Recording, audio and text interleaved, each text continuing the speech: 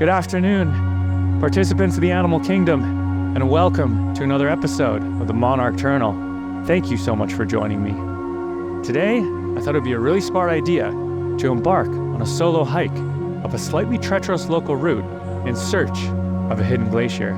There's a good chance I'm going to be completely alone up there, but no need to worry, because I've packed all the proper accoutrements, including snacks, for an epic day of suffering. That being said, if I'm not home by sundown, please call my mother. Let's rip.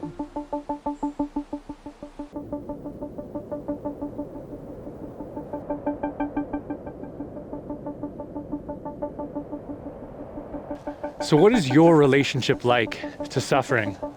Are you able to comprehend your personal association with this mysterious sensation? The truth is, human life and suffering go together like peanut butter on Russian rye. But I feel like we've always been taught that suffering is a negative and that it should be staunchly avoided at all costs. But what if I told you that collaborating with your suffering is one of the many pillars to enriching your life?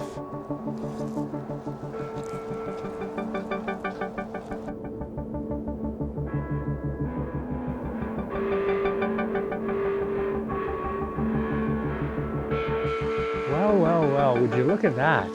The clouds decided to clear. What a miracle. But that's besides the point, because I'm about to get dictionary on your ass. Did you know that passion literally means to suffer in Latin?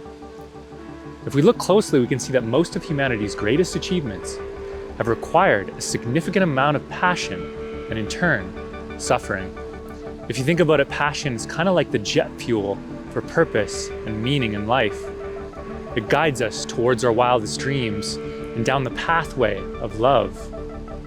The more we can understand and channel our relationship with passion and suffering, the more we can use it to enrich our lives.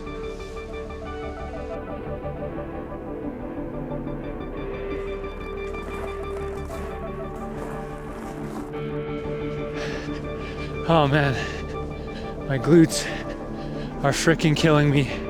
Somebody, please get me a snack. You see, pain and suffering, they're two different things, but they're connected. One could argue that pain is physical and suffering is mental, but they're often correlational. You see, most of the things that you desire in life lie behind a wall of pain and suffering. Want to get in shape? You're gonna have to enjoy the treadmill burn. Need to fix up your diet? You're gonna have to give up the Cheetos and that sauerkraut. It ain't going down easy. Want the career of your dreams? It's gonna be the hardships and setbacks that hurt you the most. But it's all in good fun, because the more you try to run from suffering, the more it will find you. The key is to build up a tolerance and realize that you have a choice of how you suffer.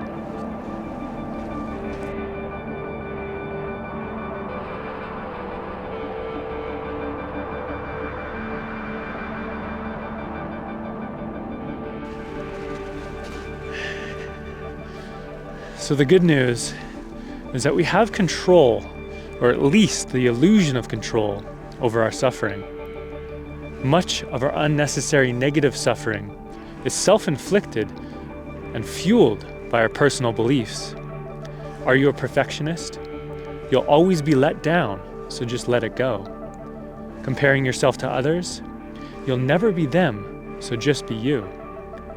If you're in a place in your life where you're experiencing pain and suffering, and you're not actively attempting to overcome it, you're choosing to live in a place of negative suffering. It's important to understand and analyze the role that suffering plays in your life and make a conscious decision on how to manage it.